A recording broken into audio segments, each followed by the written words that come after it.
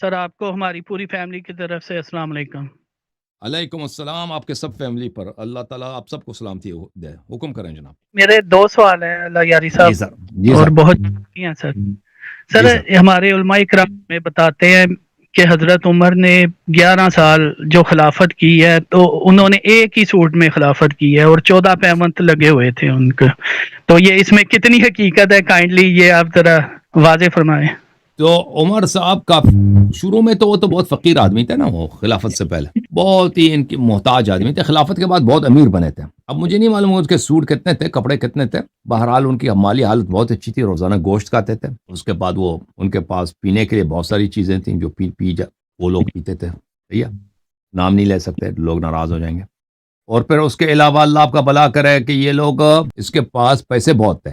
اب اس کو اس مرنے کے بعد ان کے بیٹوں کو جو ارث ملی ہے نا، بیٹے بیٹیوں کو بہت زیادہ باغات ملے ہیں، بہت زیادہ پیسے ملے ہیں اور بہت ساری چیزیں ان کو ملی ہیں۔ اس کے متعلق میرا ایک تقریر ہے اسی یوٹیوب چینل پہ کہ ابو بکر عمر صاحب ان کی درآمد کتنی تھی، تو یہ اس پہ اگر آپ سرچ کریں نا، ایک میں نے اسپیچ دی تھی 2 سال پہلے، اس میں نے بیان کیا کہ یہ بہت خلافت کے بعد یہ بہت امیر بن گئے تھے، جب مرے تھے تو ان کے پاس پیسے بہت زیادہ تھے۔ اور دوسرا اللہ یاری صاحب، وہ ہمیں 3rd کلاس میں یہ پڑھایا گیا تھا، دیانتداری کا نا ایک چیپٹر تھا، تو حضرت عمر رات کو گشت کرتے تھے، اگر کوئی ضرورت مند ہے اس کی مدد کرتے تھے، اور ایک عورت دودھ میں پانی ملا رہی تھی تو وہ دروازے کے پیچھے کھڑے سن رہے تھے۔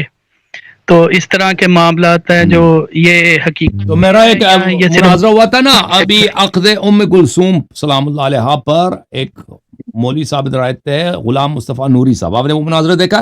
جی وہ پھر لائٹ چلی گئی تھی، تھوڑا دیکھا تھا ہاں، سر۔ اس کو دوبارہ ایک دفعہ دیکھ لیں شروع سے، کیونکہ اس میں نے بہت دکھایا کہ اپنے عہد خلافت میں عمر صاحب کس طرح بے قصور لوگوں کو مارتے تھے اور بے نوا لوگوں کو مارتے تھے، جو بچوں کو مارتے تھے، عورتوں کو مارتے تھے، جن کا کوئی قصور ہی نہیں تھا، کوئی شخص حدیث نقل کر رہا اس کو مارتے تھے یہ، اور بے عزت کراتے تھے کہ تم نے حدیث کیوں نقل کیا۔ صحابہ کو مارتے تھے، عورتوں کو، بوڑھوں کو، ان کا کام یہی تھا، کوڑا لے کے اپنے کوڑے سے لوگوں کو مارنا۔ اب یہ جو تعریف کرتے ہیں اس طرح کی، وہ تو کتابوں میں، بچوں کی کتابوں میں مشہور ہے، اس کی کوئی حدیث روایت نہیں ہے۔ بچوں کی کتابوں میں بہت ساری کہانیاں ہیں جس کی کوئی حقیقت نہیں ہے، لیکن ان کا جو اصلی کہانی ہے کہ عمر بن الخطاب ان کی خلافت جو تھی وہ نہایت ہی کرپٹ، اور ابھی میرا ایک مناظرہ ہوا انگلش زبان میں مفتی عبد الحلیم صاحب کے ساتھ، کہ وہ کس طرح ان کے جو گورنر ہوتے تھے مختلف، ان کے ساتھ ان کا 50-50 ہوتا تھا، ان کے جتنے گورنر تھے ان کے ساتھ ان کا ہوتا تھا 50-50۔ گورنر جو بھی آتا تھا نا وہ جاتا تھا، اس کے پاس جوتے بھی نہیں ہوتے تھے، گورنر 2 سال کے بعد اس کروڑپتی بنتا تھا، کہتا تھا 50-50، آدھا آدھا۔ ٹھیک ہے نا، یہ ان کی کتابوں میں بڑی پڑی ہے، میں اس کے کچھ حوالے آپ کو دکھا دیتا ہوں۔ اوکے، پھر میں چلوں گا ٹک ٹاک سے کال لوں گا، پھر واپس آئیں گے زوم کی طرف۔ عمر بن الخطاب اپنے گورنروں سے، ان کے گورنر بھی سب صحابہ تھے، اس طرح نہیں تھے کہ وہ معمولی لوگ تھے، ان کے گورنر جتنے تھے صحابی تھے، اور ان گورنر یہ اتنے کرپٹ تھے کہ خود عمر بھی کرپٹ تھے، تو ان سے آدھا مال لیتے تھے ان کا۔ یہ معرفت الرجال ہے یحییٰ بن معین کی، یہاں پر صفحہ نمبر 43 ہے، حدیث نمبر 32 ہے، ابن ابی کثیر سے روایت ہے، استعمل ابن عمر بن الخطاب هؤلاء الرهط، عمر صاحب کے گورنر یہ لوگ تھے۔ پھر یہ ایک شعر ادھر، قال فإنا قد عافيناه من شهادة ونأخذ نصف أموالهم، قال فأخذ من العمال نصف أموالهم۔ عمر بن الخطاب صاحب نے کہا کہ لوگ شکایت کرتے ہیں کہ میرے گورنر بڑے کرپٹ ہیں، میرا گورنر چوری کرتے ہیں بیت المال سے، ٹھیک ہے نا، تو میں اس کو میں تحقیق نہیں کروں گا، شہادت کسی سے طلب نہیں کروں گا، لیکن اپنے گورنروں کا نصف آدھا حصہ میں لے لوں گا۔ پھر اس نے ان میں سب میں سے جتنے گورنر کے پیسے تھے، ہر گورنر کے، اس کے آدھے پیسے اس نے لے لی۔ یہ کتاب ہے الطبقات الکبریٰ لابن سعد، جلد نمبر 3۔ یہاں پہ ملاحظہ کریں، آپ کی خدمت میں عرض کروں کہ عمر بن الخطاب نے اس کے جتنے گورنر تھے، ان عمر امر عماله فكتبوا اموالهم، اس نے اپنے گورنروں سے کہہ دیا، کوئی عراق میں، کوئی شام میں، کوئی مصر میں، بحرین، یمن، بصرہ، کوفہ، مختلف علاقے تو بڑے دور دراز علاقے تھے، مکہ میں کوئی گورنر ہے، اپنے لکھ دو تم نے کتنے، تمہارے پاس کتنے پیسے ہیں۔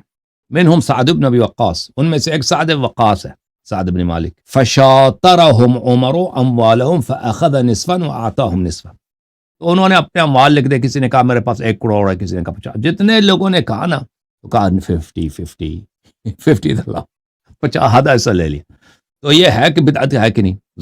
گورنمنٹ اس کا کتنا کرپٹ ہے بھائی. آپ اس کا آدھا کیوں لیتے ہیں عمر بن الخطاب؟ یہ کوئی سنت ہے؟ نبی صلی اللہ علیہ وسلم اسی طرح کرتے تھے کہ صحابہ کے آدھے اموال لے لیں. وہ اس لیے لے رہے ہیں کہ عمر کو پتا ہے کہ یہ چور ہیں, انہوں نے بیت المال سے چوری کی ہے, ٹھیک ہے نا. آدھا اسی لیے لے رہا وہ, اور ان کو عزل بھی نہیں کر رہا. آدھا لے کے جیب میں رکھ لیتا اور باقی جو کہتا آدھا تم رکھ لو. اور بہت سارے کتب میں یہ واقعات لکھے ہیں, ٹھیک ہے نا. تو آپ مزید آپ کا وقت نہ لیں. یہ عمر بن الخطاب کا کرپشن کا یہ تھا. تو یہ ایسا آدمی امیر بنے گا نا, آدھا ہر گورنر ہر جگہ چوری کرتا ہے, 50 خلیفے کے ساتھ 50-50 ہو جاتا ہے.